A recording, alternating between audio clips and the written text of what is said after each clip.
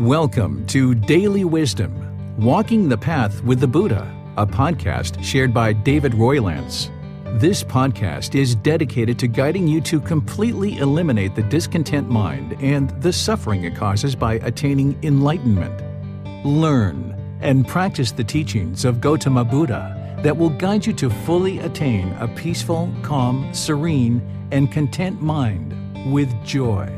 To support this podcast, visit patreon.com/support Buddha or visit buddhadailywisdom.com, where you will discover a full range of courses, retreats, and online learning resources to assist you on the path to enlightenment. Now, here's our teacher to share more.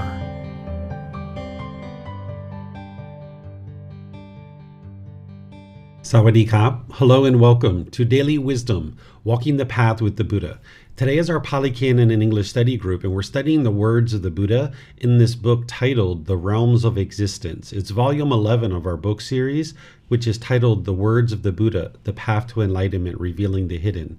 This particular book helps you to start to understand the realms of existence and the cycle of rebirth. We've been studying the various realms, and today we're going to be studying more about the animal realm, a bit about the afflicted spirit realm, and then starting to move into understanding the human realm as well. So I'd like to welcome all of you today. We're going to be studying chapters 41 through 50, and as I typically do, I would like to invite anybody who's in Zoom, if you guys would like to read the chapter.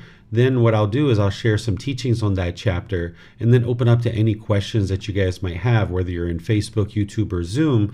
You can ask questions by putting that into the comment section of Facebook, YouTube, or Zoom. Or in Zoom, you can raise your hand electronically and ask any questions that you like.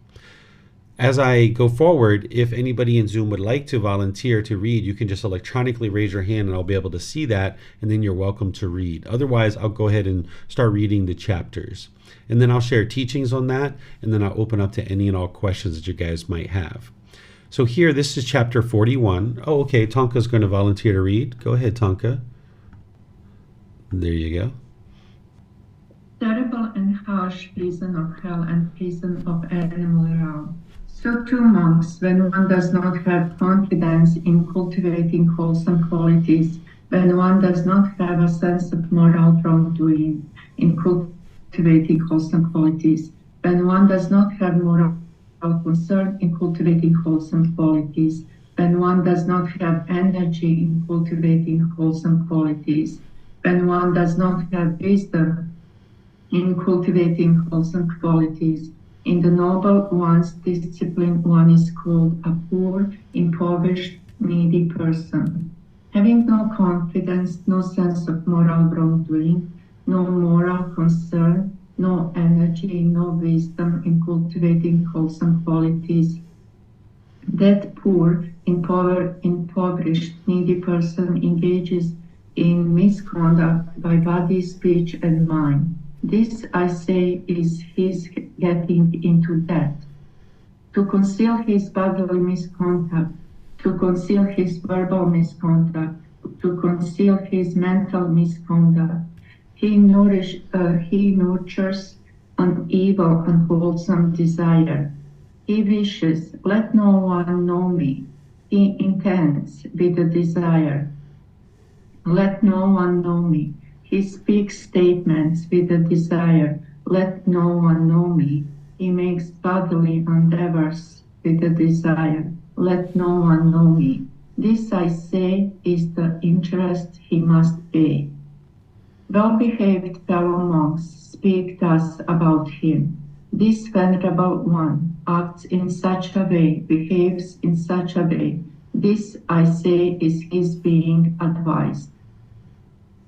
When he has gone to the forest, to the foot of a tree, or to an empty dwelling, evil and wholesome thoughts accompanied by remorse attack him. This, I say, is his prosecution.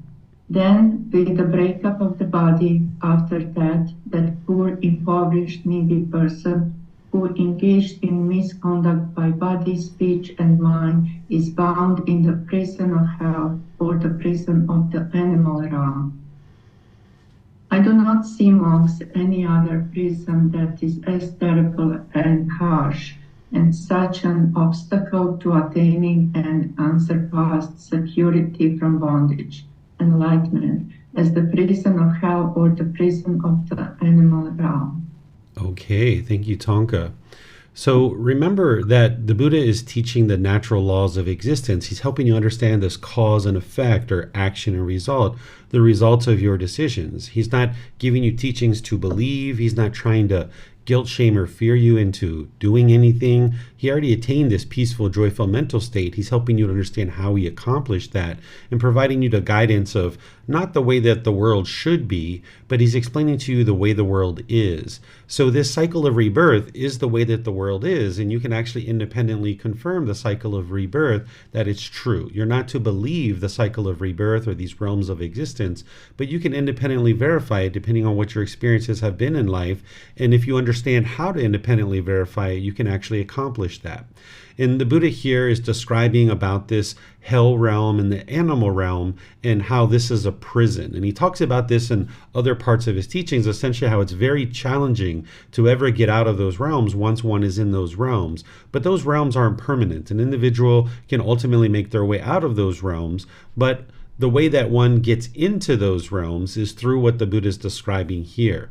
What he's saying, this first paragraph here, he's saying that when you lack confidence, meaning confidence in cultivating these wholesome qualities and confidence in his teachings to be able to cultivate these wholesome qualities, when you lack this moral wrongdoing, what moral wrongdoing is this is where you understand what's wise and unwise about the natural law of Gotama, that you have wisdom of this natural law. So when you lack moral wrongdoing of cultivating these wholesome qualities, and then you lack moral concern, which the concern is, once you understand what's wise and unwise, having concern to not do things that are unwise, that you're disinterested in causing harm to others. Because if you understand the natural law of Gotama, that you understand any harm that you put out, harm is going to come back to you.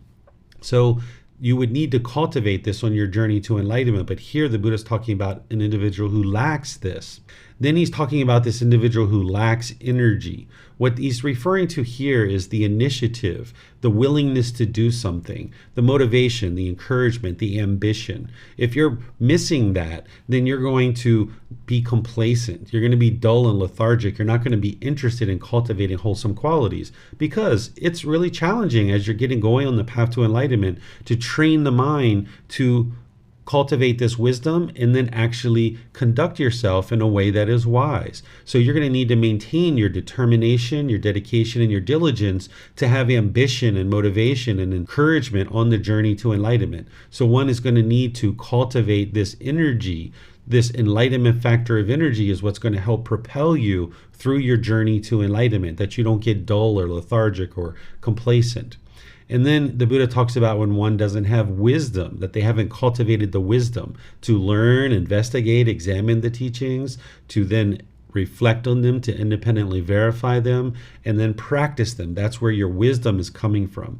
He's essentially helping you to see this perspective that when you lack these things, that you're poor and impoverished and needy, right? Oftentimes we think about somebody in this respect based on finances, that if you have a lot of money, that you must be wealthy. And if you have less money, then you're poor, impoverished, or needy. But the Buddha is showing you just the opposite. He's helping you to see a different perspective here, that what a poor, impoverished, and needy person is someone who lacks confidence, who lacks moral wrongdoing, that understanding of what's wise and unwise, one who lacks this moral concern, which is an interest to not cause harm to others.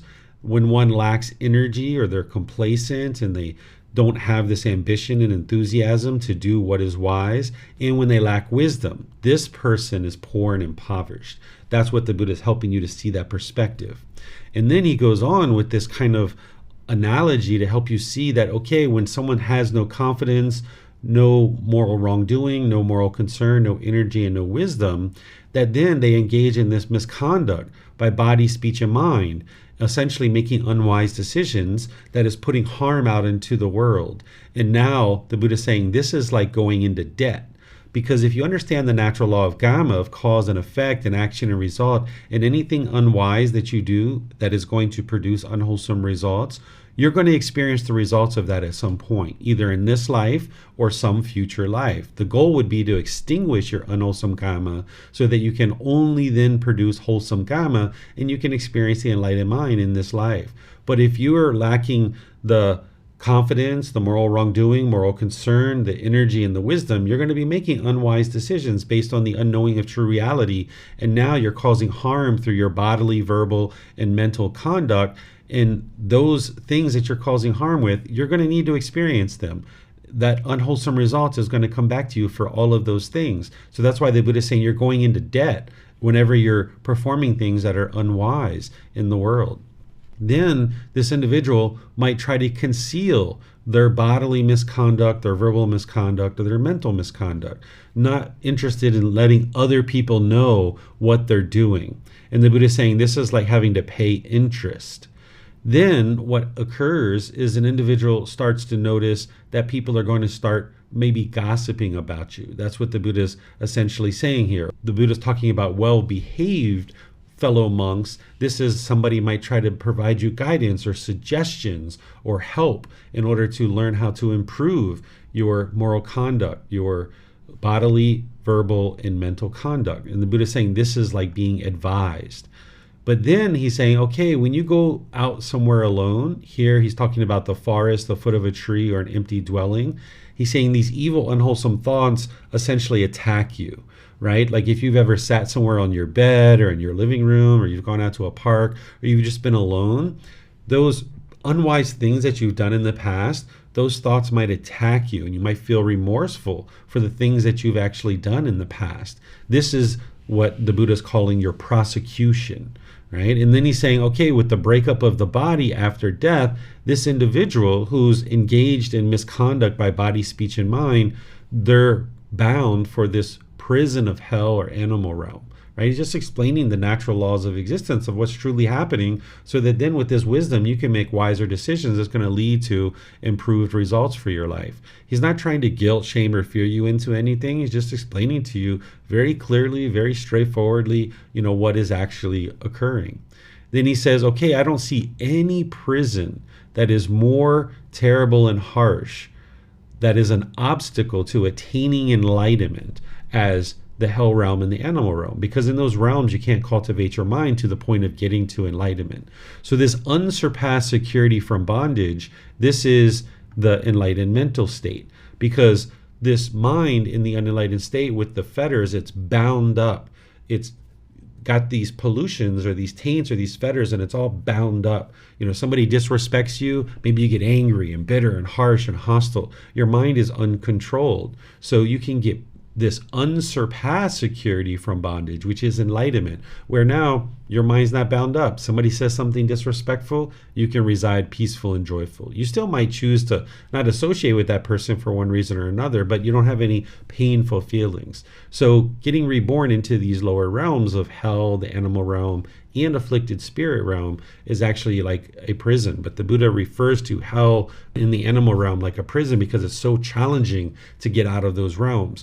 It's very challenging to move from an animal existence into a human existence. You're going to see that today in the discourses that the Buddha shares. Ultimately, those beings will be able to make their way to other existences, but they oftentimes need to be reborn countless times in the animal realm to ultimately get to something like an elephant or a rabbit or a turtle, where they're not causing so much harm. They're not having to kill in order to sustain their life. Like a tiger, a lion, a snake, these beings need to kill repetitively in order to just survive. So this is why their lifespan is very short, and they tend to need many rebirths before they ultimately get to a point where they can experience rebirth in the human realm.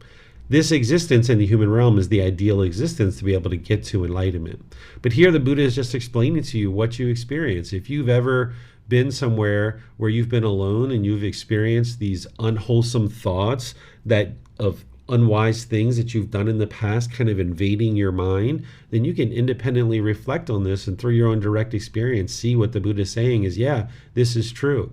And one of the reasons why the Buddha knows all these things is because he experienced them himself. He knows that this is indeed what occurs. So by improving your moral conduct through cultivating wisdom of the natural law of Gama, you won't experience this invading of your thoughts and all the other challenges that the Buddha is talking about here, which includes rebirth into hell or the animal realm. And that's what the path to enlightenment is all about, is about becoming this better and better human being so that you're not needing to be reborn into the lower realms, that potentially you'll get to enlightenment in this life, but if for some reason you don't, that there can be an improved rebirth, either in the human realm or potentially into the heavenly realm. But remember, none of these existences are permanent. The ultimate goal is to escape this whole cycle in cultivating the confidence in the Buddha and his teachings, cultivating a sense of moral wrongdoing, knowing what's wise or unwise, cultivating this moral concern, which is not being interested in causing harm to other beings,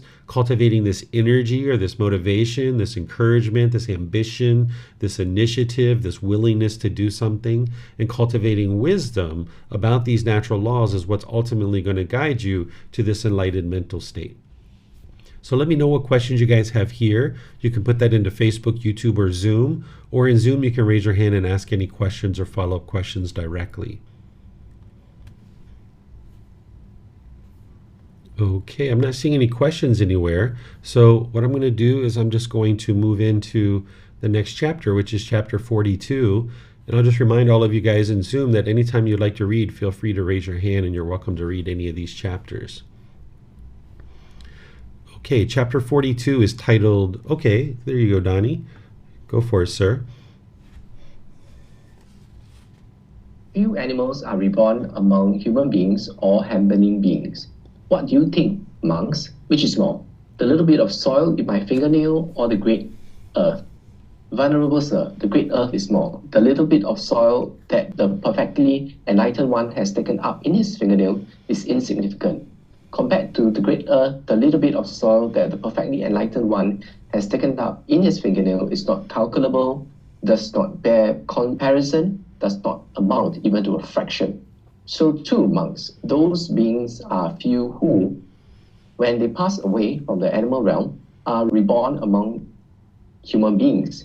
But those beings are more numerous who, when they pass away from the animal realm, are reborn in hell, in the animal realm, in the realm of afflicted spirits. For what reason? Because monks, they have not seen the Four Noble Truths.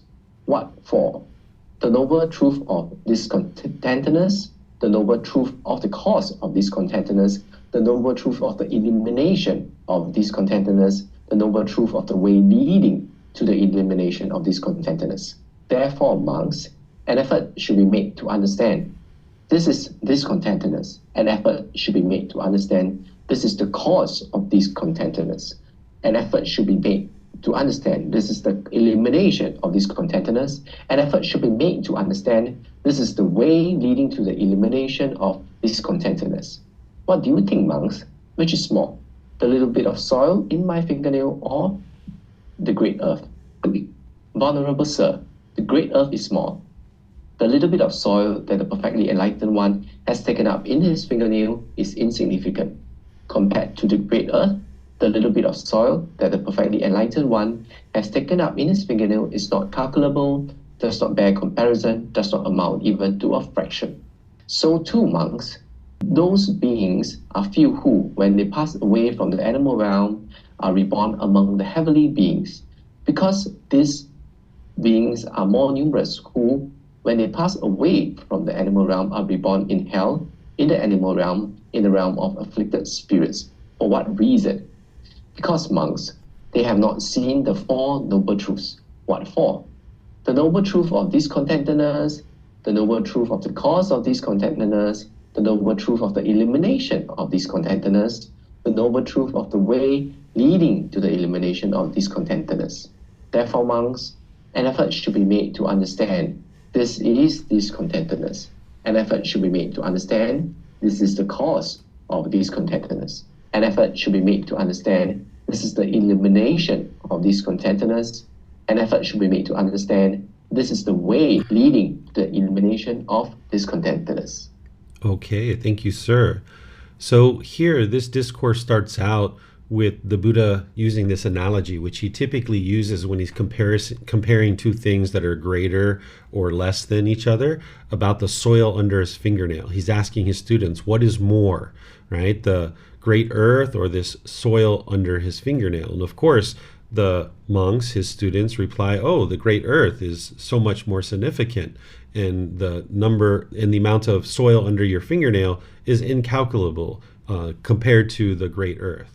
And then the Buddha uses that to help them understand that, okay, so too, the number of beings that pass away from the animal realm that are reborn into the human realm is very few. And more likely, an individual that is in the animal realm is going to be reborn into hell, the animal realm, or afflicted spirits. So the vast majority of human beings that are in the human realm, we have been in the animal realm at one time or another, but we've made it to the human realm. There's trillions and trillions and trillions of beings, and there have been trillions of beings in the animal realm at different times. The animal realm is gradually shrinking. Scientists tell us that 99% of the animals that once existed no longer exist. There's only 1% that is still left. But out of that amount, there's still trillions and trillions of beings that are constantly being reborn. The 10 billion human beings that we have on the, or I'm sorry, the 8 billion human beings that we have on this earth is a mere fraction compared to how many animals are truly in the animal realm. But eventually those beings can make it to the human realm. But here you can see more likely they're going to end up in the hell, animal, or afflicted spirit realm. And then the Buddha explains the reason why. Because they haven't seen the Four Noble Truths. This is the very beginning teaching of the Buddha, the very first one that an individual will actually see and learn and understand. When you're first getting on the path to enlightenment, it's so important to start with the Four Noble Truths. And this is where I start students on the Four Noble Truths when they first start learning with me. Because the Four Noble Truths explains the problem, which is discontentedness, those conditioned feelings of pleasant feelings, painful feelings, neither painful nor pleasant. Remember, those are conditioned feelings. Based on some condition, the mind is going to experience this feeling. So conditional happiness, for example, or excitement, it's unsatisfying because it's only conditional. That means you can only experience happiness when certain things are occurring. So the pleasant feelings, painful feelings, neither painful nor pleasant is the problem. Then the cause of that problem is craving, desire, attachment, the longing, the yearning, the chasing, the wanting, the thinking the next new shiny object waiting around the corner is going to provide lasting satisfaction. So in the unenlightened mind, if you get what you want, you get pleasant feelings. But if you don't get what you want, you get painful feelings. That's the mind causing its own discontentedness. So if your mom does this, if your boss does this, if your bank account is this, if the weather is this, so forth and so on, then you're happy. But the problem with that is as your expectations and your wants grow, the amount of happiness that you can have becomes less and less and less and less. So when you eliminate your cravings, desires, attachments, your ability to maintain your peacefulness and joy expands and expands and expands, because now you're getting to the unconditioned peacefulness and unconditioned joy where there doesn't need to be any particular condition met. If it's sunny outside, you're happy. But if it's not sunny outside, you're still happy, because your happiness in the enlightened state is not based on the sun. So in the unenlightened state, if you base your inner feelings on something like the sun, because the sun is impermanent, it's only a matter of time before that changes, and now your mind ends up in the painful feelings. So the Buddha is explaining the cause of discontentedness in the Four Noble Truths. Then he explains the elimination of that is to eliminate craving, desire, attachment. And there's certain tools and techniques that he shares to be able to do that. And then the way leading to the elimination of discontentedness is the Eightfold Path. That's the complete perfect plan that will explain to you how to move your mind to the enlightened mental state. The Eightfold Path is a core central teaching that all the others plug into, and the Four Noble Truths plugs into that as the very first teaching on the Eightfold Path. So it's the Four Noble Truths that helps you have this breakthrough to finally understanding what's causing your mind to be discontent. As long as you don't understand what's causing your mind to be angry, sad, frustrated, irritated, annoyed, having guilt, shame, fear, boredom, loneliness, shyness, resentment, jealousy, displeasure, stress, anxiety, as long as you don't understand what's causing that, you'll never be able to fix it. And because the mind in the unenlightened state doesn't understand the Four Noble Truths, an individual will typically push a person away or a situation away because they're misunderstanding what the problem is. If you think the problem is external, then you'll tend to push a person or a situation away thinking that's going to solve the problem. But it doesn't, because you get irritated or annoyed about something else. If that was the problem, and then when you push that person out of your way, your mind would be peaceful and joyful.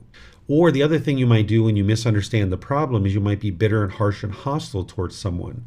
Or the third thing you might do is you might put your expectations on someone, trying to control them to do things your way. But none of this actually works to get you to peacefulness and joy, because you have the problem of craving, desire, attachment in the mind. That's what the real cause of the problem is. And when you understand what the cause is, then you can actually apply the tools and techniques and actually fix it.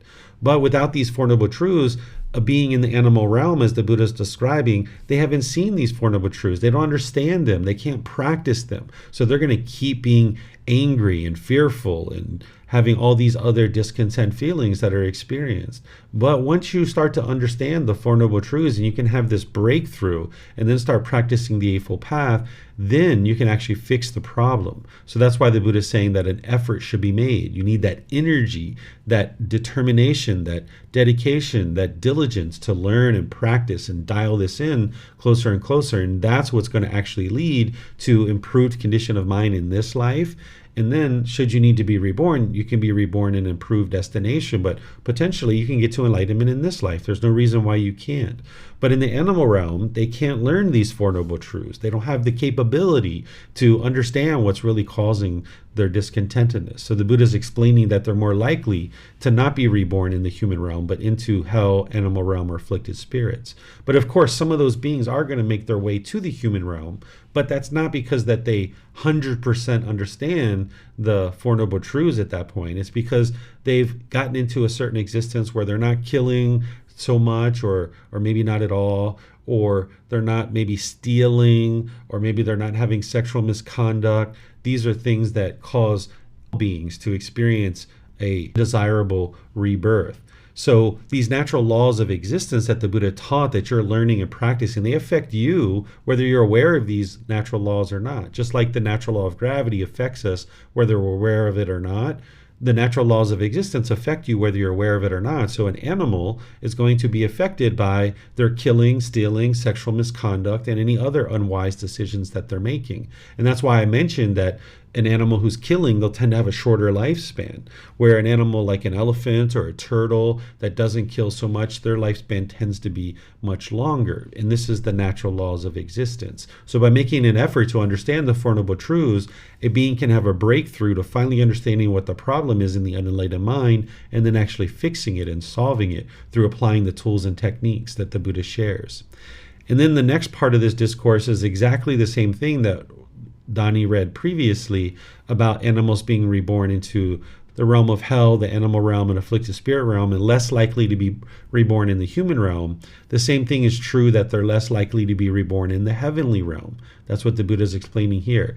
There are beings who move from the animal realm into the human realm and into the heavenly realm. This is what does occur. There's even beings who move from hell into the human realm or into the heavenly realm as well. But it's very rare for these things to occur, but it is occurring. You can actually see this. If you look at human beings, there's certain human beings that function very much like a hell being. If you understand what hell beings function like, there's human beings who function like an animal.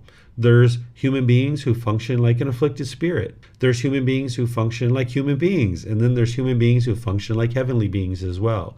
Being on this path to enlightenment is to become more and more human. And this is the reason why when you get to the first stage of enlightenment, you're reborn back into the human realm. Where when you're not in that first stage of enlightenment, there's the potential for you to be reborn in hell, the animal realm, or afflicted spirits. But by the time that you improve the condition of your mind through cultivating the mind, you can potentially experience an improved rebirth or ultimately get to enlightenment through moving through the 4 stages of enlightenment. And it's the Four Noble Truths, which is the very beginning of that.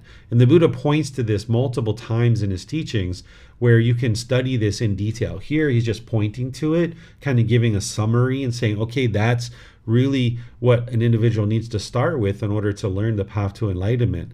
But in other teachings, you can see the real detail of how to actually understand these. You can reflect on them and you can practice the Four Noble Truths so that you can have this breakthrough to finally understanding what's causing your discontent feelings so that then you can actually eliminate them. So let me know what questions you guys have here. Remember, you can put that into Facebook, YouTube, or Zoom, or you can raise your hand in Zoom and ask any questions that you like. Okay, I'm not seeing any questions anywhere, so I'm going to move on to the next chapter. Now we're moving into the afflicted spirit realm, starting to look at that because we looked at the animal realm quite a bit last class and then a little bit in this class, and now we're going to start studying about the afflicted spirit realm. So this particular chapter 43, it's actually quite long, and the Buddha is explaining various experiences that he had of interacting with afflicted spirits. Some people refer to them as hungry ghosts or just ghosts. These are formless beings that exist in the world. And oftentimes we think about these realms as being in far distant places, but these beings are all in the same time and space. They're in the same plane. So the heavenly realm isn't like far, far, far away up in the sky, and the hell realm isn't deep, deep, deep in the core of the earth. These hell beings are right here amongst an individual, or these heavenly beings are right here amongst you, as well as these afflicted spirits, these ghosts. Some people have actually had interaction with ghosts, so they've independently been able to verify that, yes, this is true, that these afflicted spirits or these ghosts exist. And here the Buddha is just explaining different experiences that he's had with these different individual beings that are in the afflicted spirit realm. So we don't necessarily need to read this, but this is how the Buddha actually discovered these various realms, because he was either in those realms in his previous lives, or he came in contact with beings who were in these particular realms. And that's why you have independently confirmed the animal realm and the human realm. You know that these are true, right? But if you've had contact with beings in the hell realm, the afflicted spirit realm, or the heavenly realm, then you know that those are true too. And there's ways to independently verify this as you would like to explore this. So I don't know that you guys have any questions here. You can see even in the description in the book, I put very little. Essentially, the Buddha is just helping you understand this variety of beings that are in the afflicted spirit realm. So if you have questions on that, feel free to let me know. Maybe you've read that before class or something. You're welcome to let me know. Otherwise, I'm going to just go ahead and move on to chapter 44. Here, this is titled, Few Afflicted Spirits Are Reborn Among Human Beings or Heavenly Beings. This is exactly like the chapter that Dani just read, but it's related to afflicted spirits, where the Buddha is using the exact same analogy. And he's saying the exact same thing, that it's very rare for an afflicted spirit to be reborn among the human beings, that it's very rare for beings to go into. Of course, that does happen regularly, but it's just more rare, right? And the reason why is because they haven't seen the Four Noble Truths.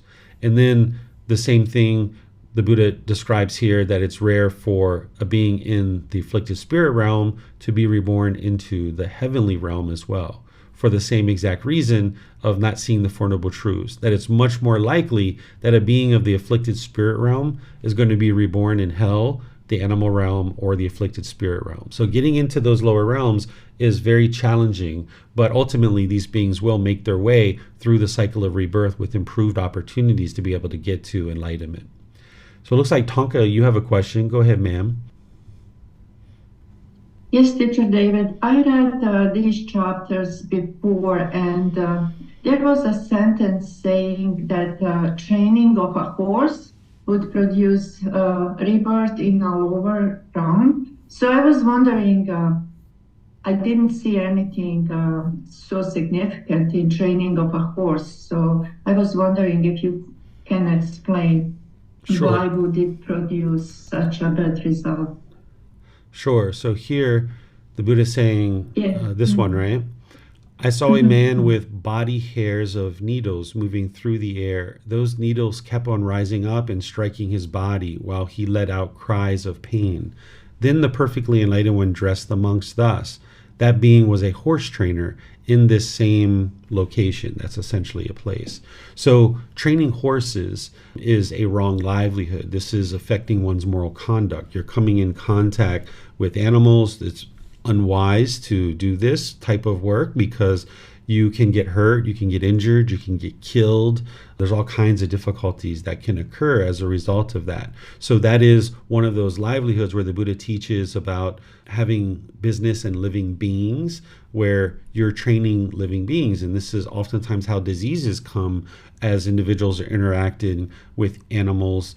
Diseases come into the human realm, and this is causing all kinds of difficulties in the world. This is why people say that COVID came into the human realm as well. So this is why this particular individual is reborn into the afflicted spirit realm. There's a certain amount of craving there and interaction that an individual is having in this life as a human to interact with a horse and do that type of work. And then because of that lack of moral conduct, one can be reborn into a lower realm like afflicted spirit. So it's not just this one particular thing.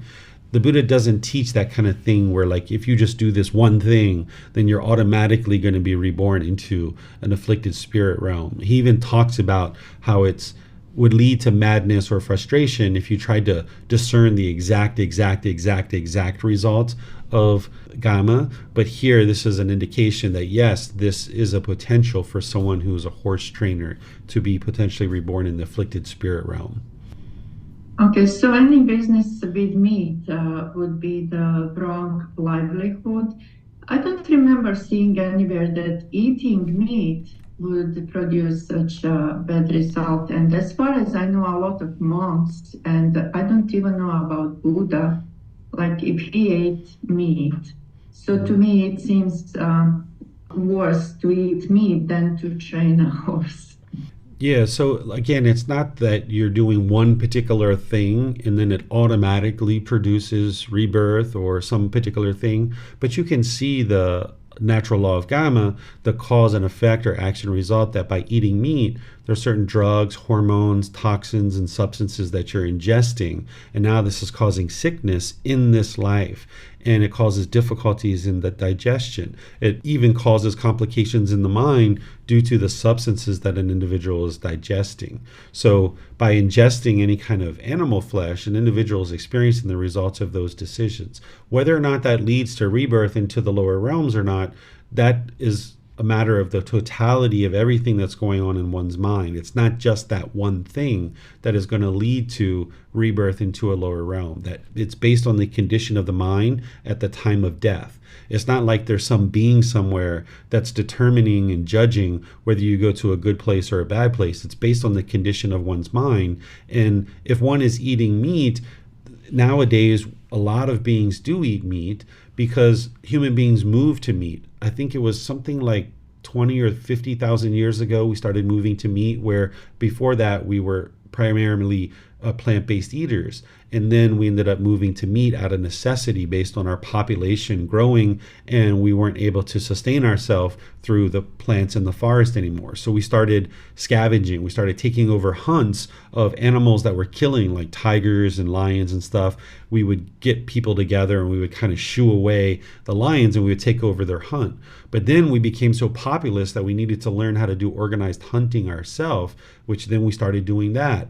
And then we became so populous that we started doing manufactured farming and stuff like this. And now we can see that this is causing all kinds of sickness and difficulties in the world with our environment and with our own human health. And now you see more people starting to move to plant-based food supply, which is essentially going back to what we were once doing long before we started eating meat. But this meat that we're eating, for some people, it's going to be very challenging to move off of that because of one, central desire. People need to eliminate their central desire, but also in some cases the body is really dependent on this meat. So we're kind of like the first generation that's making this major shift. 500 years from now, 1,000, 2,000 years from now, as more and more people are eating plant-based foods, the human population can move to plant-based foods and there won't be so much issues. But initially, like this, there's going to be some people who even get to enlightenment, they might be eating a small amount of meat or eggs or cheese or something like that. If an individual can get to a full, complete plant-based food supply, maybe using some supplements or things like this would be advisable because you're going to get the longest life possible with the best opportunity to attain enlightenment. But if an individual has some medical condition where they need to eat a certain amount of meat or the cheese or eggs or dairy or something like this may occur for the next few generations until we have more and more people that are transitioning over to a plant-based food supply. Thank you very much. You're welcome. Okay, let's go back down here. As I was mentioning, this chapter is very similar to what Donnie was just reading, and it's just applying to afflicted spirits. Here we have a question from Mayu Li. She's asking, can afflicted spirits come in a form of animals? Yes, there's some afflicted spirits that they may have been an animal before, and now when they move into the afflicted spirit realm, they can actually be a ghost as an animal in that particular being. That is a possibility as well. Okay, so I'm not seeing any other questions anywhere. So let's move on to the next chapter, which this is moving into human beings now. This is chapter 45. If there's someone who would like to read this, feel free to volunteer. Otherwise, I'll go ahead and read it. Okay, this one is titled 10 Courses of Wholesome Karma. Sometimes it's referred to as conduct as well. Okay, Yihang, if you would like to read, you're welcome to. Yes, thanks. 10 Courses of Wholesome Karma. Purity by body, kunda, is threefold. Purity by speech is fourfold. Purity by mind is threefold. And how kunda is purity by body threefold. Here, someone having abandoned the destruction of life abstains from the destruction of life with the rod and the weapon laid aside, diligent and kindly. He resides compassionate towards all living beings. Having abandoned the taking of what is not given, he abstains from taking what is not given. He does not steal the wealth and property of others in the village or in the forest. Having abandoned sexual misconduct, he abstains from sexual misconduct. He does not have sexual relations with women who are protected by their mother and father, brother, sister, or relatives, who are protected by their teachings, who have a husband whose violation entails a penalty, or even with one already engaged. Is it in this way that purity by body is threefold? And how kunda is purity by speech fourfold? Here, someone having abandoned false speech abstains from false speech. If he is summoned to a council, to an assembly, to his relatives' presence, to his club, or to the court, and questioned as a witness thus, "So, good man, tell what you know." Then, not knowing, he says, "I do not know," or knowing, he says, "I know." Not seeing, he says, "I do not see," or seeing, he says, "I see." Thus, he does not knowingly speak falsehood for his own benefit, or for another's benefit, or for some insignificant worldly benefit. Having abandoned argumentative speech, he abstains from argumentative speech. Having heard something here, he does not repeat it elsewhere in order to divide those people from these. Or having heard something elsewhere, he does not repeat it to these people in order to divide them from those. Thus he is one who reunites those who are divided, a promoter of unity, rejoices in calmness, encourages calmness, a speaker of words that promote calmness. Having abandoned harsh speech, he abstains from harsh speech. He speaks such words as are gentle, pleasing to the ear, and lovable as go to the heart, are courteous, desired by many, and agreeable to many. Having abandoned idle chatter, he abstains from idle chatter. He speaks at a proper time, speaks truth, speaks what is beneficial, speaks on the teachings and the discipline. At a proper time, he speaks such words as are worth recording, reasonable, concise, and beneficial. It is in this way that purity by speech is fourfold. And how Kunda is purity by mind threefold.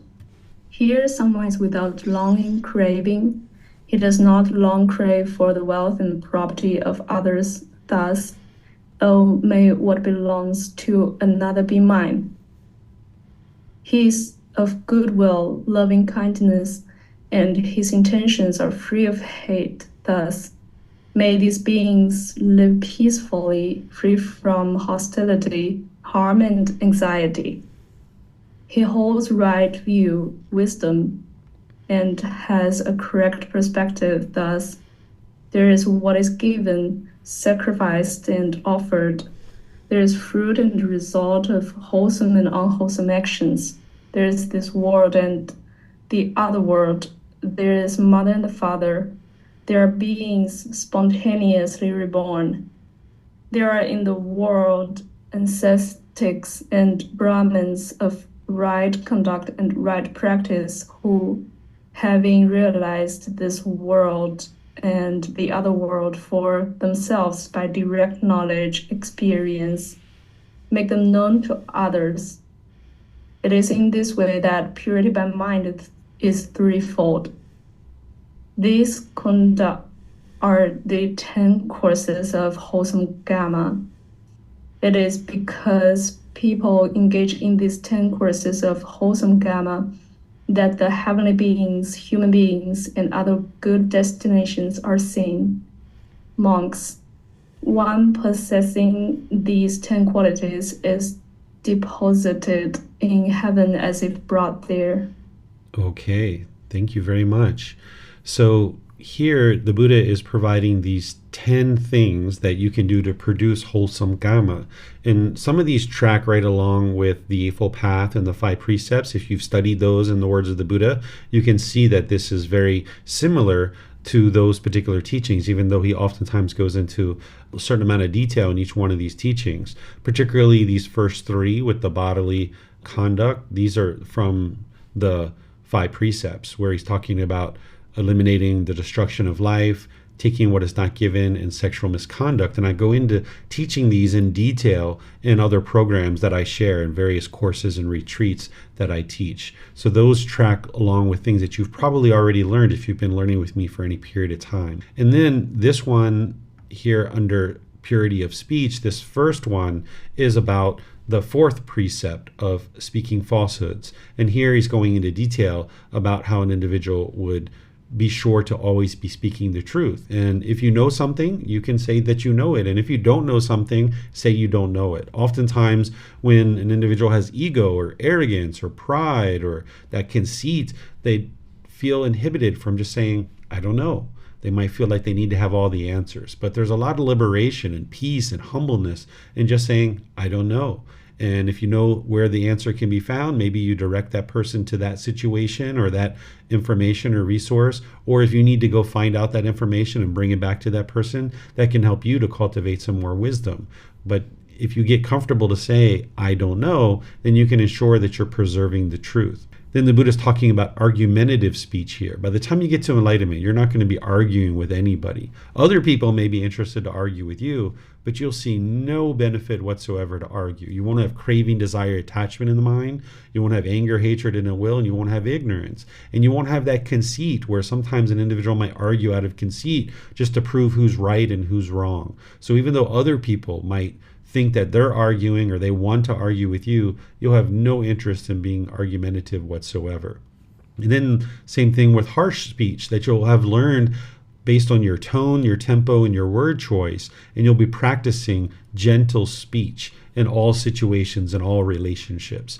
Right now, if you have certain cravings, desires, attachments in your relationships, you might find it very challenging to speak gentle. But as you're using breathing mindfulness, meditation, and generosity to bring down your cravings, desires, attachments, and you're practicing the 4 foundations of mindfulness, wherever you see discontentedness arising, you cut it off and let it go, then more and more you should be eliminating your cravings, desires, attachments, and noticing that it's becoming easier and easier to speak gently through your tone, tempo, and word choice. This is going to be very helpful in your practice because this is a way that individuals oftentimes cause harm is through their speech. So you would like to look at all communication. During the lifetime of the Buddha, there was only speech, but now we have email, text messages, social media posts, all different kinds of ways that we communicate with speech. It's not just spoken words, there's written communication as well. And you'd like all your speech in such a way that you're practicing the 5 factors of well-spoken speech. And then ensuring that you're eliminating any idle chatter. This is unbeneficial or unpurposeful speech. So you can get to a point where you're not broadcasting in your relationships, but you're having a conversation. You're having beneficial conversation. And that would help you to purify your speech and practice to produce wholesome conduct through verbal speech. And then the Buddha here talking about these 3 aspects of purifying the mind. He's talking about eliminating craving, anger, and ignorance. These are the 3 poisons or the 3 unwholesome roots, so that you can then practice where you're practicing generosity, loving kindness, and wisdom. So here when he's talking with someone without a mind of longing, this is eliminating craving, because the mind, when it has craving, desire, attachment, there's going to be this longing, yearning, and chasing after things. And then a mind that has this goodwill, the opposite of that is ill will, that anger, that hatred, that ill will. That's transforming the mind to now practice loving kindness. And the Buddha's giving details on this. And then an individual who has right view is cultivating wisdom, eliminating that ignorance or the unknowing of true reality. Right view is to understand the Four Noble Truths. That's the breakthrough.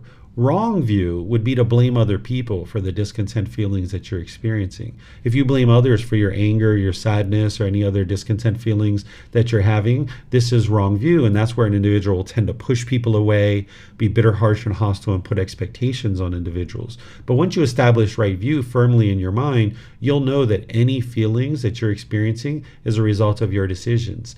Anything that you experience in life, whether it's wholesome or unwholesome, you'll know that it's a result of your decisions. And now you can improve your decision making and then experience improved results. And then the Buddha is saying, okay, when you purify the bodily conduct, the verbal conduct, and the mental conduct in this way, this is producing wholesome karma. And he gives you details on this throughout various teachings, whether it's the Eightfold Path or the 5 precepts or what have you. And he's saying, okay, if you're doing these kinds of things, this is what leads to being reborn in the heavenly realm. But the same things that lead to rebirth in the heavenly realm are the same things that lead to enlightenment as well. Always keep in mind that when you see the Buddha talking about the heavenly realm, that's not the ultimate goal. Those beings are still in the cycle of rebirth, and they still need to get to enlightenment. And it's not ideal to be in the heavenly realm, because those beings tend to be complacent. They only experience pleasant feelings, so they don't have that built-in motivation. They tend to be complacent. Where in the human realm, we experience not only pleasant feelings, but painful feelings, and neither painful nor pleasant. In the unenlightened state, those painful feelings and the neither painful nor pleasant are oftentimes the motivation that sends somebody towards the direction of choosing to learn and practice to get to enlightenment. So here, the Buddha is just explaining that, yeah, these things lead to rebirth in the heavenly realm, but if you look at the totality of his teachings, you understand the ultimate goal is to get to enlightenment, not to be reborn in the heavenly realm. The same things that lead to rebirth in the heavenly realm are the same things that lead to enlightenment as well. And you would like to continue to cultivate those things in order to produce the enlightened mind in this life. So it looks like Tonka has a question. If there's anyone else who has a question, you can put that into Facebook, YouTube, or Zoom, or you can raise your hand in Zoom and ask any questions that you like. Go ahead, Tonka. Thank you, Teacher David. I was wondering how anxiety and ill will are interconnected and related. I don't really see the connection here. Sure. So anxiety is that worry, right? Oftentimes when you're looking toward the future, you're kind of worrying about something in the future and you can have anxiety. But also, if you've been bitter and harsh and hostile towards someone, you might have fear or anxiety that something is going to happen bad for you, right? If you've ever like gone and done something bitter and harsh and hostile with animosity towards someone, you might have noticed that you have anxiety afterwards, where there's almost like this fear, this shaking up of the mind due to the anger that you displayed in that situation. Okay, I see. Thank you. Sure, you're welcome. Let me see if we have any other questions anywhere else. All right, I'm not seeing any other questions. So we'll move on to the next chapter, which is chapter 46. Here, this one is titled 5 Advantages to One of Wholesome Morality and of Success in Morality. Looks like Donnie's going to read this one. Go ahead, sir. 5 advantages to one of wholesome morality and of success in morality. And householders, there are these 5 advantages to one of wholesome morality and of success in morality. What are they? In the first place, through careful attention to his affairs, he gains much wealth. In the second place, he gets a wholesome reputation for morality and wholesome conduct. In the third place, whatever assembly he approaches, whether of Khatiyas, Brahmins, householders, or ascetics, he does so with confidence and assurance. In the fourth place, he dies unconfused. In the fifth place, after death, at the breaking up of the body, he arises in a good place, a heavenly world. These are the 5 advantages to one of wholesome morality and of success in morality. Okay, thank you, Donnie. So here the Buddha is explaining the advantages or benefits that you're going to experience as a result of improving your moral conduct. And the first one, he says, through careful attention to his affairs, he gains much wealth. Because as you are practicing wholesome moral conduct, people are going to feel more and more comfortable engaging in business with you. Whereas if you're lying, if you're stealing, if you're having harsh and aggressive and hostile speech, you're going to find it difficult to conduct business, whether it's moving up in promotions in your career, or if you work directly with customers aren't going to be interested in dealing with you. So by you improving your moral conduct, which includes eliminating craving, anger, and ignorance, training your mind to be calm and peaceful and courteous and wise, and the way that you interact with people, being polite, kind, friendly, respectful, you're going to find that you become more and more wealthy. The more enlightened that you become, you might notice that you acquire more and more wealth. Wealth isn't a problem. It's how you acquire your wealth and what you do with it once you acquire it. So you can actually be enlightened and wealthy at the same time. There's no harm in that. But you would like to ensure that you're not being selfish as you are acquiring wealth, and also acquiring wealth in a wholesome way. So by you improving your morality, you'll notice more improvement in your career and in your success in terms of your financial success. Then the Buddha talks about a wholesome reputation here, that yes, as you interact in the community and you're being polite, kind, friendly, respectful, understanding the natural law of karma and practicing that well, you're going to obtain this really wholesome reputation amongst the members in your community. Then the third thing he's talking about here is that when you approach certain communities, here he's using the word assembly, whether Khatiyas, which these individuals in this population of people during the lifetime of the Buddha, they were practicing the Buddha's teachings very closely without having ever really learned his teachings, because they were practicing the natural laws of existence. And you can learn these in different ways. And a population of people can kind of share that wisdom with each other and practice in really wholesome ways. Nowadays, in my lifetime, I look to the Thai people as similar as the Khatiyas, that they tend to be practicing the teachings fairly closely in terms of being very polite, kind, friendly, respectful. They're not judgmental. You don't see a lot of aggression, hostility, and bitterness, and anger, and argumentative speech in Thai society. So if you're approaching certain population of people who are into wholesome things, like the Khatiyas or the Brahmins who were Hindu priests, or certain householders or ascetics who are ordained practitioners, you can do so with confidence and assurance, because you know you're not doing unwise and immoral things on the side. So now you don't feel ashamed when you go talk to these people who are into wholesome things. You can do so with confidence and assurance, no matter who you approach, whether it's your boss, whether it's your family, whether it's other people that you interact with. You can have confidence because you know you're not doing unwise and unwholesome things. The fourth thing the Buddha is talking about here, that someone who practices wholesome morality, is they die unconfused. The opposite of this would be confused. This is oftentimes how we talk about this third poison or this fetter of ignorance or unknowing of true reality. We might refer to it as confusion or misunderstanding or delusion. These are all ways that we refer to this particular poison in the mind. So if somebody dies confused, that means you're not going to know what realm you're going to go to. You're not going to know what your rebirth is. And oftentimes people experience a very painful death because they're confused about what might come next and what they're going to experience next. But if you have wisdom and you have cultivated morality, you're unconfused when you get to death, because you know that either you're enlightened and you're experiencing the enlightened mental state and there's no rebirth anywhere in any of these 5 realms. But also, if you're not enlightened and you are short of that for any reason, you're unconfused because you know you're absolutely going to experience rebirth, and you might know that it's going to be in the human realm or the heavenly realm, and you're not experiencing a real painful death as a result of this. So by having moral conduct that is wholesome and wise, an individual dies unconfused.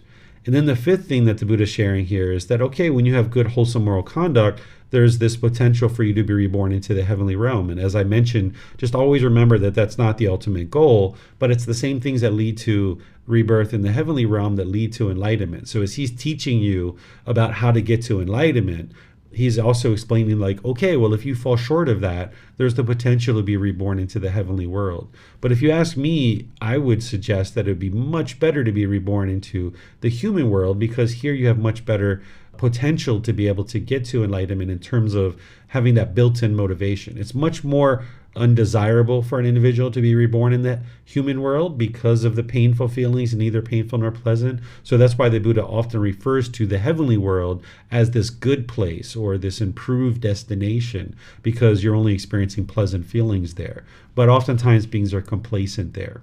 So these are the 5 benefits or the 5 advantages to practicing wholesome morality. And you can learn that morality through the teachings of the Buddha. Let me know what questions you guys have here. You can put them into Facebook, YouTube, or Zoom, or you can raise your hand in Zoom and ask any questions that you like. Looks like Mayu Lee has a question here on Facebook. I have a question about gossip. Every now and then I would have a discussion with my mom about my siblings' unwholesome decision or action. Is this considered gossip, even though the intention of the conversation was to try to help them? Yes, if your intention is to try to help them and figure out how you can potentially provide them advice or guidance or suggestions, this is not gossip. What gossip is where you're trying to break someone down and you're trying to damage their reputation. And oftentimes someone is gossiping in order to make themselves look better. And this is gossip or slander. And if you're doing that publicly, this is where oftentimes you experience the unwholesome results of that coming back. If you're having a private conversation with your mom or your other siblings about your family, and you guys are trying to figure out how you guys can improve as a family unit, this isn't gossip, because your intention there is to try to help and improve. You just need to be very aware of your word choices as you're choosing to talk, that you're not degrading or diminishing anyone, and you're keeping with that intention of looking to help and improve the family unit. Okay, so I'm not seeing any other questions anywhere. So let's move to the next chapter. Here you can see my words to help you reflect. I'm not sure, Tonka, if that's a question or if you'd like to read, but either way, you can go ahead and open up your mic and let me know. I could read the next chapter, Teacher David. Okay, perfect. This is chapter 47. One is reborn through one's deeds. Monks, beings are the owners of their karma. They are heirs of their karma. They have karma as their origin, karma as their relative, karma as their resort. Whatever karma they do, wholesome or unwholesome, they are its heirs. Here, having abandoned the destruction of life, someone abstains from the destruction of life, with the rod and weapon laid aside. Dedicated and kindly, he recites compassionate toward all living beings. He does not creep along by body, speech, and mind. His bodily karma is strict. His verbal karma is straight. His mental karma is straight. His destination is straight. His rebirth is straight. But for one with straight destination and rebirth, I say there is one of two destinations, either the exclusively pleasant heavens or influential families, such as those of affluent Kshatriyas, affluent Brahmins, or affluent householders, families that are rich with great wealth and property, abundant gold and silver, abundant treasures and belongings, abundant wealth and grain. Thus, a being is reborn from a being, one is reborn through one's deeds. When one has been reborn, contacts affect one. In this way, I say that beings are the heirs of their karma. The Tathagata spoke of abandoning of taking what is not given and abandoning of sexual misconduct with discourses similar to that of abandoning taking life. He also spoke of the fourfold wholesome conduct of speech and the threefold wholesome conduct of mind in the same way. Okay, thank you, Tonka. So here, this first part of this discourse should look familiar to some of you guys who have been studying with me for a while, because I share this when I introduce you to the natural law of karma, because what the Buddha is essentially saying here is that you create your own karma. Other people can't create karma for you. And remember, karma is cause and effect, or action and result, the results of your decisions. It's not mystical or magical. There's no being that's deciding who gets punished or rewarded. The natural law of karma isn't even punishments and rewards. It's not even about who's at fault or who's to blame. It's just helping you see that there's a certain cause or a certain action, and that's going to lead to a certain effect or a certain result. And when you understand and awaken to this natural law, then you'll naturally make wise decisions that produce wholesome results. But when you lack wisdom of this natural law, you're going to make unwise decisions, potentially unintentionally, just because of the lack of wisdom. And now this is going to affect you, whether you're aware of it, this natural law, or not. If you make decisions to gossip or slander or steal or lie or have sexual misconduct or kill or any of these kinds of things, you're going to experience the results of those decisions. But when you awaken to the wisdom, that's what we actually mean when we talk about awakening to enlightenment. You're awakening to the wisdom of the natural law of karma. That's the core primary natural law that you're actually learning, of this cause and effect, or action and result. And here the Buddha is explaining to you that only you can produce karma. It's your decisions that lead to some result, not other people's decisions. But if you make a decision to, say, have a life partner or a certain friend, or you choose to work at a certain company, now when you choose to work with that group, or you choose that particular life partner, or you choose this group of friends, now when you guys are together, any decisions that those people make, now they can affect you. But it's based on your choice to be part of that group. That's how this is all experienced. So that's why you need to be really wise about the friends that you associate with. If you have a life partner, if you work for a particular company and certain coworkers, you're going to need to be wise about those decisions, because your decisions are affecting you. That's your karma. Then the Buddha is saying, okay, if you eliminate the destruction of life, and he goes through, as you see towards the end, that this discourse explains that he explains all the same things about those 10 courses of wholesome conduct. He explains them all in the same way, that by you eliminating those things, abandoning this taking of life and all those different things about the bodily, verbal, and mental conduct, that this is helping you to experience this straight karma, or this upright karma, this wholesome karma. That's essentially what he's describing here. And then if you're practicing in that way, then if there's rebirth, there's going to be this straight destination, meaning that you're going to experience one of two destinations, either in the exclusively pleasant heavens, which that is where you experience exclusively pleasant feelings, or rebirth into affluent families that are rich, have great wealth and property, abundant gold, silver, abundant treasures, belongings, and abundant wealth and grain. The reason why this is helpful to an individual is because if you're on this journey to get to enlightenment and you're struggling just to be able to get food and clothing and shelter and medical care and things like this, that's going to take a lot of your time that you're not going to be able to study the teachings and meditate and do all these other things potentially, because you're just worried about where your next meal is going to come from. But if you're born into an improved existence in the human realm where your family is wealthy and has abundance of resources, this is going to provide you the ability to now study the teachings more deeply. You don't have to work so hard. You can meditate and things like this. But sometimes people who are born into rich, affluent families, they walk in the other direction. They walk towards the darkness because of that lack of wisdom. So it's up to you to determine which direction in life you're going to take, either walk towards the darkness or walk towards the light. It's your choices that's going to determine that. But being reborn into a family that has a significant amount of resources will help you in your journey to enlightenment. But that's not to say if you lack resources, you're unable to get to enlightenment. It's just that there's more obstacles for you to overcome, and you can overcome those obstacles in your life. And now the Buddha says, okay, one that's being reborn, no matter where they are, whether it's in the human realm or the heavenly realm or any of those other realms, you're going to be affected by contact. Because if you're being reborn, you have central desire in the mind. There's still craving, desire, attachment there.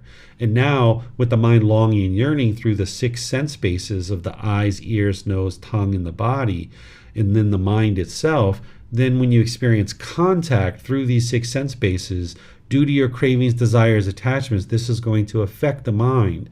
The mind is going to either experience pleasant feelings, painful feelings, or neither painful nor pleasant if you're here in the human realm. So the Buddha is saying, okay, you're going to be affected because of your rebirth. And then he's saying this is how you experience your Gama, either in this life or in some future life. He talks about this in other teachings, that you can't run and hide from your Gama, that you're going to experience the results of your decisions. Whether you make wise or unwise decisions, you're going to experience the results of that. So it's wise to cultivate wisdom of this natural law and then improve your condition of your mind and your moral conduct through training the mind and cultivating wisdom so that you can extinguish all your unwholesome Gama by making only wise decisions that's producing wholesome Gama. So let me know what questions you guys have about this chapter. This is chapter 47, titled, One is Reborn Through One's Deeds. Based on what you do is going to determine your rebirth. Based on what you do in this life is going to determine the condition of your mind at death. And now the condition of your mind at death is the cause and condition that leads to rebirth potentially. So it's based on your actions, either bodily, verbal, or mental, that's going to determine the condition of the mind at the time of death. And if the mind's enlightened, there's no rebirth at all. But if there's still craving, desire, attachment in the mind, then that's the fuel that causes rebirth to be reborn after this life. So it looks like Francis has a question here in Zoom. He's asking, is telling jokes considered wrong speech, or jokingly not saying the truth also wrong speech? So just telling a joke and having fun and being humorous, there's nothing unwise about that. There's nothing unwholesome about that.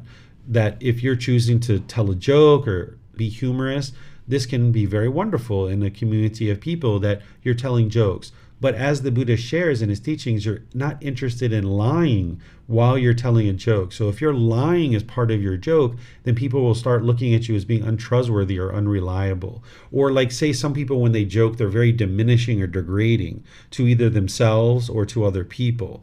This would be unwise to tell jokes in that way. That it takes a lot more wisdom to tell a wholesome joke that doesn't involve a lie and that doesn't degrade or diminish other people.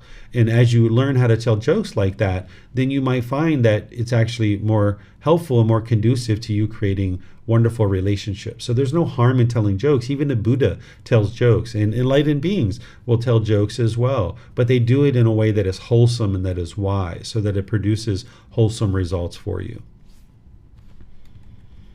Let's see, that looks like all of our questions for this particular chapter. So let's move on to the next one, which is chapter 48.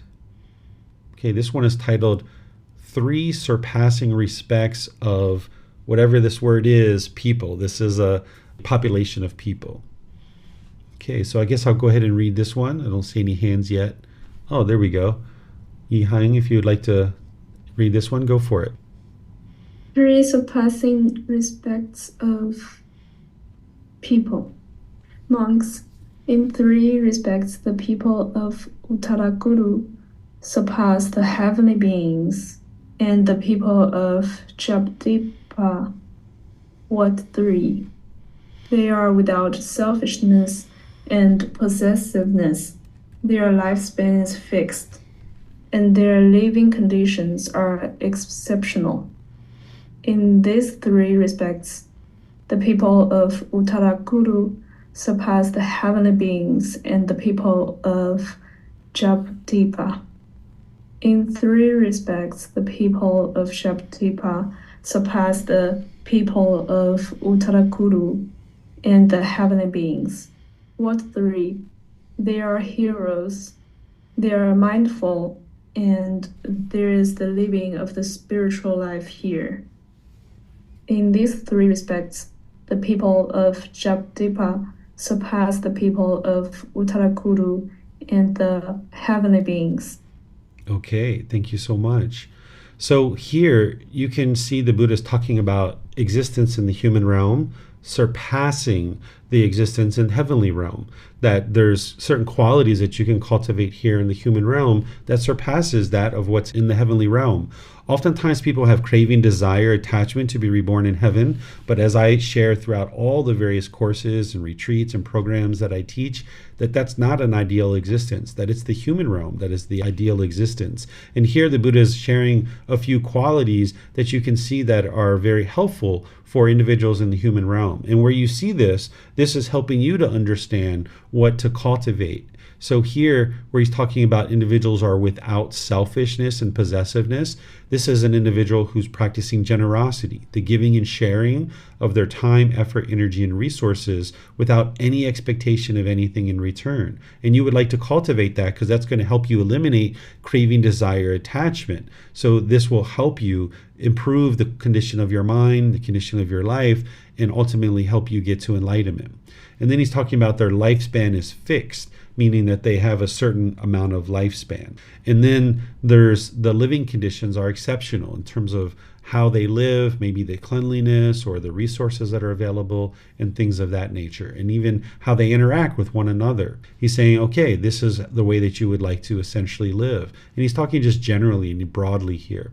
And then the other qualities that he's talking about is he's talking about these individuals being heroes, kind of helping other people. And that they are mindful, meaning that they're aware of their mind. They've cultivated their mind. They have this awareness of the mind. And there is living of the spiritual life here, meaning this pure life, this life of the path to enlightenment and cultivating the mind. So he's saying beings in this particular group or population of people, they're cultivating their mind and they're training their mind on the path to enlightenment.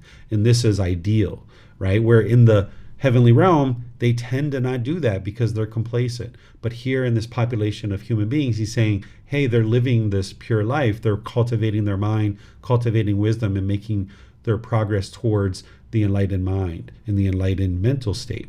So these are all things that it would be wise for you to cultivate as well. So let me know what questions you guys have, either in Facebook, YouTube, or Zoom, or you can raise your hand in Zoom and ask any questions that you like. All right, Donnie, if you'd like to go ahead. Thank you, Teacher David. Can I check, how is having a fixed lifespan better than or more superior than, let's say, beings in the heavenly beings or the other people? Yeah, what I'm thinking that the Buddha is referring to here is that when you're practicing the wholesome moral conduct and you're understanding the natural law of karma, that you have a kind of a certain amount of lifespan that is going to be helpful. Like if you say were unwise in your decision making and you were killing or stealing or having sexual misconduct, maybe you die at the age of 20 or 30 or 25 or 35, where your lifespan is not necessarily long term. And now you have less and less opportunity to be able to get to enlightenment because you have such a short time frame in this human realm. Where here, what I think he's basically talking about is these individuals are practicing in such a way that they're having an extended amount of life where they actually have time to cultivate their mind and ultimately get to enlightenment. My understanding of the heavenly realm is that those beings have a very long lifespan, where some of those beings can have, 500 years or even more in the heavenly realm. But because of their complacency, they oftentimes aren't cultivating their mind. So that even 500 years, okay, great, but nonetheless, they're not getting to enlightenment. But here, I think what he's referring to is having a longer period of time to be able to cultivate the mind and get to enlightenment. Thank you, teacher. Yeah, you're welcome. Let me see what other questions we have here. Looks like Mayu Lee is asking a question. It might be similar to what Donnie was just asking. It says, what does the Buddha mean their lifespan is fixed? Does this mean once they reach certain lifespan, they will die without going through pain? Okay, so you just heard my answer there, Mayu Lee, so it sounds like that was a similar question. Okay, I'm not seeing any other questions anywhere. So let's move on to the next chapter, which is chapter 49. Is there someone who would like to read this? Okay. All right, go ahead, Donnie. Birth is the origin of discontentedness, the union of three things. Monks, the conception of an embryo in a womb takes place through the union of three things. Here, there's the union of the mother and father, but it's not the mother's season, and the consciousness or mind to be reborn is not present. In this case, there's no conception of an embryo in a womb. Here, there is the union of the mother and father, and it's the mother's season, but the consciousness or mind to be reborn is not present. In this case, too, there is no conception of an embryo in the womb. But when there is the union of the mother and father, and it is the mother's season, and the consciousness or mind to be reborn is present through the union of these three things, the conception of an embryo in a womb takes place. The mother then carries the embryo in her womb for 9 or 10 months with much anxiety as a heavy burden. Then at the end of 9 or 10 months, the mother gives birth with much anxiety as a heavy burden. Then when the child is born, she nourishes it with her own blood, for the mother's breast milk is called blood in the noble one's discipline. When he grows up and his sense base is mature, the child plays at such games such as toy plows, tip cat, somersault, toy windmill, toy measures, toy cards, and toy bow and arrow. When he grows up and his sense base is matured still further, the youth enjoys himself provided and endowed with the 5 chords of sensual pleasure, with forms recognizable by the eye, sounds recognizable by the ear, odors recognizable by the nose, flavors recognizable by the tongue, physical objects recognizable by the body that are wished for, desired, agreeable, and likable, connected with the sensual desire and the provocation of craving. On seeing a form with the eye, he craves after if it is pleasing. He dislikes it if it is unpleasing. He resides with mindfulness of the body unestablished with a limited mind, and he does not understand as it actually is the liberation of mind and liberation by wisdom, wherein those evil, unwholesome states cease without reminder. Engaged as he is in favoring and opposing, whatever feeling he feels, whatever pleasant or painful, or neither pleasant nor pleasant, he delights in that feeling, welcomes it, and remains holding to it. And he does so, excitement arises in him. Now, excitement in feelings is clinging. If he's clinging as condition, existence comes to be. With existence as condition, birth. With birth as condition, aging and death, sorrow, grief, pain, displeasure, and despair come to be. Such is the origin of this whole mess of discontentedness. On hearing a sound with the ear, on smelling an odor with the nose, on tasting a flavor with the tongue, on touching a physical object with the body, on recognizing a mental object with the body, he craves after it. If it is pleasing, he dislikes it. If it is unpleasing, he resides with mindfulness of the body unestablished, with limited mind, and he does not understand as it actually is the liberation of mind and liberation by wisdom, when those evil, unwholesome states are eliminated without reminder. Engaged as he is in favoring and opposing, whatever feeling he feels, Whatever pleasant or painful, or neither painful nor pleasant, he delights in that feeling, welcomes it, and remains holding to it. As he does so, excitement arises in him. Now, excitement in feeling is clinging. With his clinging as condition, existence come to be. With existence as condition, birth. With birth as condition, aging and death, sorrow, grief, pain, displeasure, and despair come to be. Such is the origin of this whole mess of discontentedness. Okay, thank you, Donnie. This is a really great discourse to help you understand how a being comes into the world and then experiences dependent origination, and ultimately getting to a point where one cause leads to the next, to the next, to the next. If you guys have studied dependent origination with me, I've shared with you guys those 12 interlinking steps that leads to rebirth and ultimately to discontentedness. And here the Buddha is doing that a bit more in story format to be able to help you see this. So this first part, he's explaining how a human being comes into existence.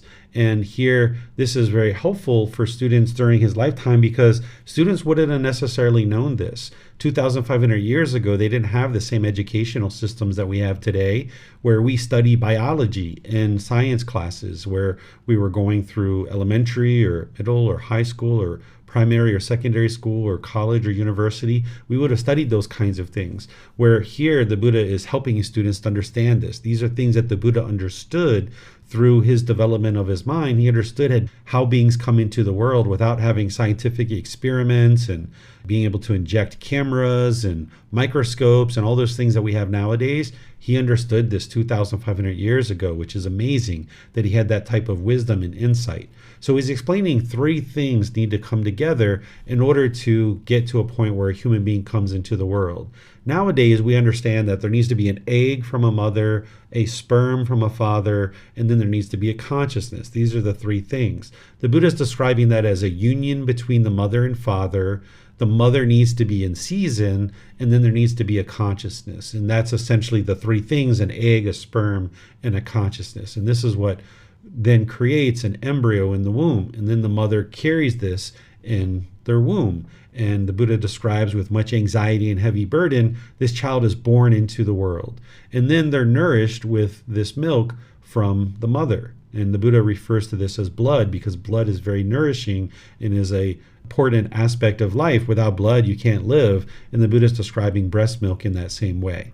But then he starts talking about how the sense bases mature. Right? This is occurring inside the womb, but it's also occurring outside the womb too, because by this point, the being has been born. And now when the sense bases come to be and they start playing all these toys, now this is where craving, desire, attachment starts being formed. As the mind is experiencing contact through the 6 sense bases, there's certain things that the mind now has agreeable or disagreeable. There's certain central desire that really starts kicking in. This already exists even at the time of birth, that there's central desire, but the more contact one experiences and they have these pleasant feelings, now more and more cravings start to develop over the course of one's life. These are certain wants and expectations, the longing, yearning. So now through the 6 sense bases, there starts to be this craving of pleasant things. And then there's this dislike towards unpleasing things. And this is just because of craving. If you don't have craving, there isn't this liking and disliking. There isn't this favoring and opposing.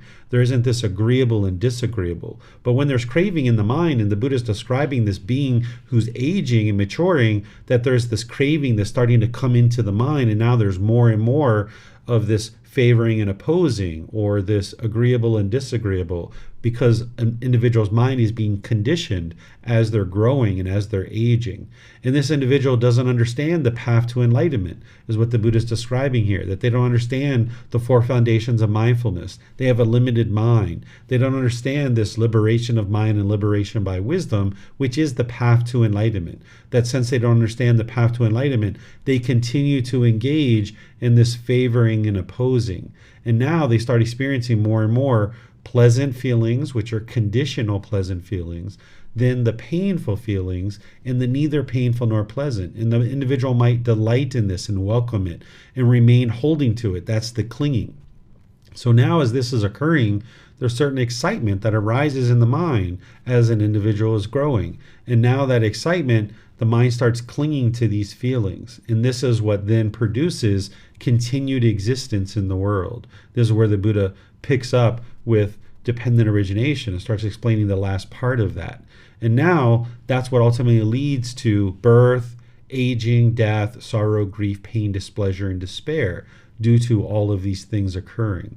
And then this is all based on this central desire that is in the mind that we study as part of the 10 fetters.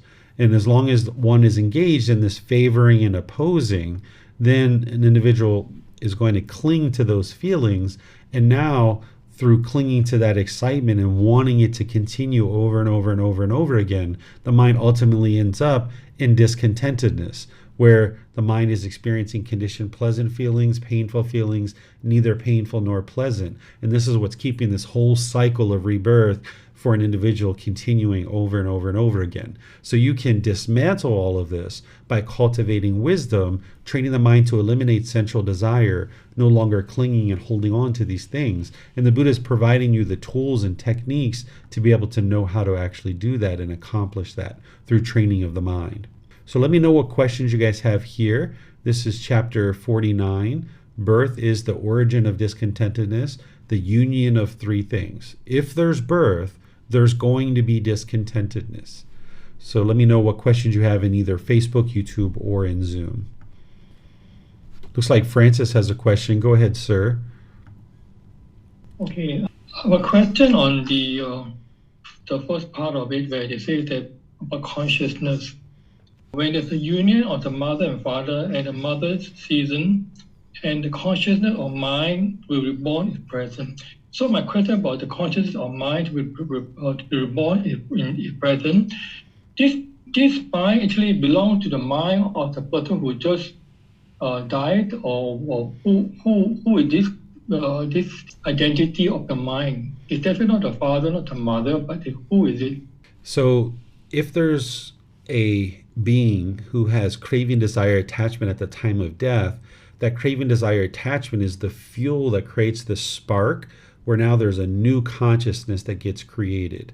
And now with that new consciousness, it needs to find an existence. And depending on its gamma, is going to determine which realm, either hell, animal, afflicted spirit, human, or heavenly realm. Here, the Buddha is talking about the human realm. So this consciousness that has now been produced based on the craving, desire, attachment of a previous being, it's going to find a physical form, in this case, a human being, to be able to be reborn. So this is a completely new being that's coming into the world, a new consciousness, which is finding a new being.